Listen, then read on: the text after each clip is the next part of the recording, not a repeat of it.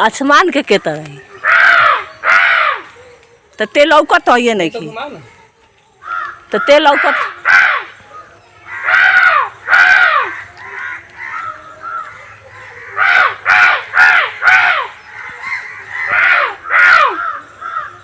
बाप रे तो रुक